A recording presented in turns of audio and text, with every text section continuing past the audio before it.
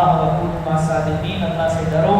اور اللہ کا ڈر کیسے پیدا ہوگا؟ کہ سچے لوگوں کو، نیک لوگوں کو، اچھے لوگوں کو اپنا دوست بناؤ. یہ جو ہم دوستی کسی سے بھی کاٹ لیتے ہیں، وہ اچھا ہو، برا ہو، اپنا ہو، غیر ہو، بلکہ بہت سی مرتبہ تو غیروں سے بھی ہم دوستی کر لیتے ہیں. قرآن کا صاف اعلان ہے، یا ایھا الذین آمنوا لا تتخذوا اليهود والنصارى اولیاء. ایمان والوں، مسلمانوں، یہود و نصارہ کو اپنا دوست نہ بناؤ. بعضهم اولیاء بعض، وہ ایک دوسرے کے آپس میں دوست ہیں. تمہارے دوست کیسے ہو سکتے ہیں؟ وَلَن تَرْضَ عَنكَ الْيَهُودُ وَلَا النَّصَارَىٰ حَتَّىٰ تَتَّبِعَ مِلَّتَهُمْ. یہ یہود اور نصارہ یہ تم سے راضی ہو جائیں گے، کبھی نہیں ان کو دوست بنا لو، کبھی راضی نہیں ہوں گے جب تک کہ تم ان کے مذہب کو قبول کریں. وہ اسی لیے دوست بنائے گا. مجھے افسوس ہے، کل تو ہولی گزر گئی نا. ابھی جو اس سے پہلے اور تہوار کا دیوالی بہت معروف مشہور تہوار ہے. میں آپ کو، میرے ہاتھ اللہ کا کلام ہے، مسجد میں بیٹھا ہوں اور میں ایسے لوگوں کو جانتا ہوں جو ہمارے اس محلے میں رہنے والے تھے، میرا تعلق ہے ان سے. ان کے اسٹیٹس پر میں نے دیکھا کہ وہ دیوالی میں وہ کیا دیا جلائے ہوئے. جی ہاں، میں ابھی نام لوں سب پہچان جائیں گے. آپ جتنے بیٹھے سب کو پہچان جائیں گے.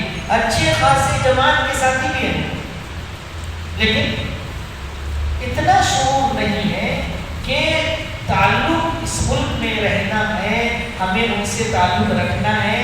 کتنا رکھنا ہے، کیا اس کے باؤنڈری ہے، کس حد تک ہم رکھ سکتے ہیں، کہاں تک مذہب کی دیوار آ جائے گی. لکم دینکم ولی دین کہاں پر ہے، کتنا ہم ان سے قریب ہو سکتے ہیں، کتنا کچھ پتہ نہیں. اور کیا ہم سوچتے ہیں کہ اس ملک میں رہتے ہیں تو کیا ہوا، وہ بھی ہمیں عید پہ عید کی مبارکباد دیتے ہیں، ہم بھی دیوالی میں نہیں. ان کا تو کوئی مذہب ہی نہیں. ہمارا اسلام ایک نظام ہے، سسٹم ہے، ایک حق اس نے دی ہے کہ یہاں کمپرومائز نہیں ہو سکتا ہے. وہ دین جلا رکھی ہیں. آپ پر سوچئے کہ کوئی دیکھنے والا جو نہ پہچانتا ہو اسے مسلمان سمجھے گا غیر مسلم سمجھے. اب میں تو ان کو پہچان رہا ہوں نا، تو میں سمجھ رہا ہوں کہ فلاں بھائی نے کا ہے یہ. لیکن اگر کوئی عام انسان دیکھے جو ان کو نہ پہچانتا ہو تو اس دین اور دیے سے کیا فیصلہ کرے گا؟ میرے بھائیوں، یہ ان کے مذہب کی علامت ہے، نشانی ہے. ہولی میں بھی باتوں رنگ ڈال دیتے ہیں. یہ ایک ملک میں رہنے کا اتحاد کا ثبوت پیش کرتا ہے. یہ اتحاد نہیں، یہ اتحاد نہیں.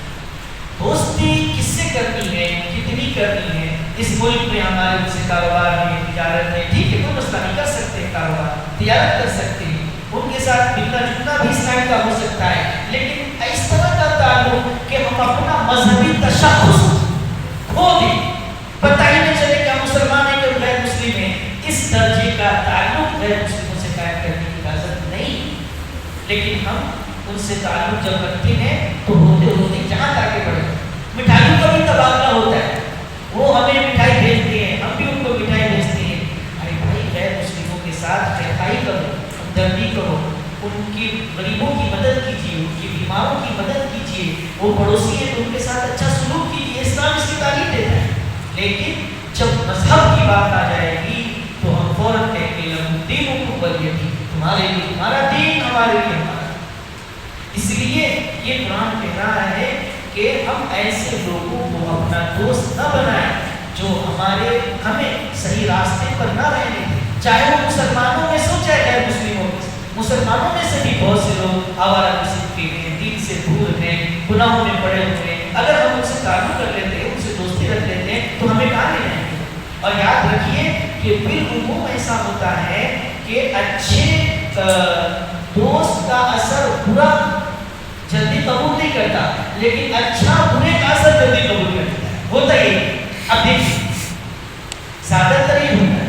اس لیے ایک جملہ ہے، صحبت صالح تھوڑا صالح کنت، صحبت طالح تھوڑا طالح کنت، کہ اچھوں کی صحبت، اچھوں کے ساتھ اٹھنا بیٹھنا یہ تمہیں اچھا بنا دے گی، اور بروں کے ساتھ اٹھنا بیٹھنا یہ تمہیں برا بنا دے گی. حدیث شریف کے اندر ہے المرء مع من احب، کہ انسان کا حشر قیامت کے دن اسی کے ساتھ ہوگا جس سے اس کا تعلق ہوگا.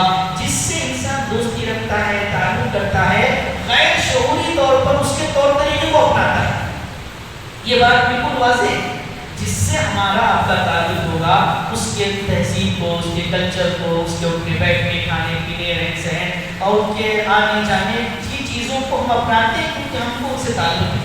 اس لیے بہت بڑا آج یہی جو پارا بھی پڑھا گیا تراویح کے اندر بھی. اور یہ میرے دنیا جس کو ہم بتائیں کہ ہم لوگ خاص طور پر اس ملک کے اندر ہیں, یہ کہہ لیجیے کہ دو دھاری تلوار ایسا معاملہ ہے, ہم ان سے بالکل کٹ نہیں سکتے, کٹ بھی نہیں سکتے. یہ بھی ضرور ہے کہ کبھی میری بات کا یہ مطلب لے لیں آپ, نہیں, ہم ان سے کٹ نہیں سکتے کیونکہ ہماری بہت سی چیزیں ان کے ساتھ جڑی ہوئی ہیں. لیکن ہمارے اعتقادات, ہمارا جو مذہب ہے, یہاں تک آگے نہیں بڑھے. اس لیے ہمیں اس کی حد معلوم کرنی پڑے گی کہ کس حد تک ہم ان کے قریب ہو سکتے ہیں, یا کسی سے بھی ہم دوستی کریں تو کس حد تک کریں.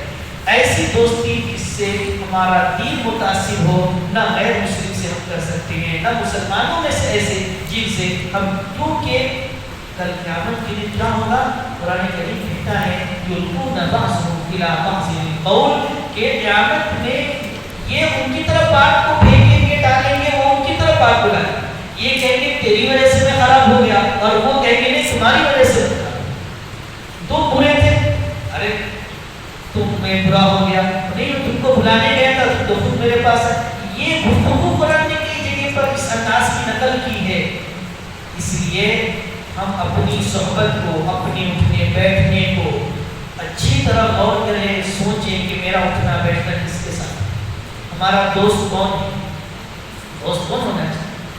جس کو دیکھنے سے اللہ ہے, جس کے پاس بیٹھنے سے علم میں اضافہ ہو, ایسے لوگوں کو دوست بنانا چاہیے.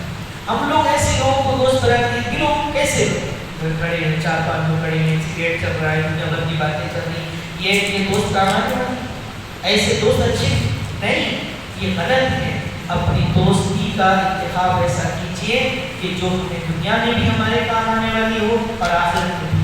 ایسا نہ ہو کہ ہم غلط لوگوں سے دوستی سے رکھتے اور وہ ہمیں غلط راستے پر ڈالتے, اور پھر کل قیامت کے دن ہمیں یہ کہنا پڑے کہ کاش کہ میں فلاں کو اپنا دوست نہ بنایا. دیکھیے یہاں پر اس کا نام نہیں لیا, تو خدا نبی معاہد نے جو کہا امیہ ابن خلف کی کہنے پر اس نے غلط حرکت کی تھی, لیکن اس کا نام نہیں لیا کہ کاش کہ میں امیہ ابن خلف کو دوست نہ بنایا تھا. لفظ کیا آیا ہے قرآن میں, فلاں کو, یعنی قیامت تک جو جس کو برے کو بھی اپنا دوست بنائے گا وہ یہی بات کہے گا کاش کہ میں فلاں کو, یعنی اپنے دوست کا نام لے کر اس کو دوست نہ بنایا ہوتا, وہ کہے گا کاش میں اس کو دوست نہ بنایا ہوتا. اس لیے یہ بڑا اہم یہ مسئلہ ہے, بڑی اہم چیز ہے, کیونکہ انسان جو ہے نا یہ ایک کہہ لیجیے کہ سماجی حیوان ہے. یہ تنہا بھی زندگی گزارتا ہے اور لوگوں کے ساتھ مل کر بھی زندگی گزارتا ہے.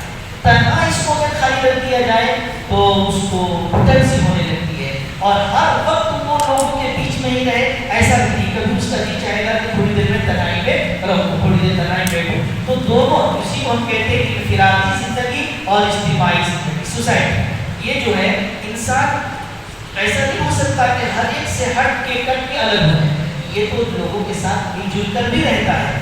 اس مل جل کر رہنے میں کیسے لوگوں سے ملنا جلنا ہے, اس کا فیصلہ ہمیں اور آپ کو کرنا ہے. قرآن کریم کی آیت ہمیں یہی پیغام دے رہی ہے کہ ہمیں ایسے لوگوں کا اپنے ملنے جلنے اور دوستی میں تعلق میں انتخاب کرنا ہے کہ جس سے تعلق اور دوستی ہمارے لیے افسوس کا باعث نہ بنے, بلکہ ہمیں یہ اچھا لگے کہ ہم نے اس سے تعلق رکھا اور اس کی دوستی کی تو ہمیں یہ چیز کام آئی. ایسا نہ ہو کہ ہمیں افسوس کرنا پڑے.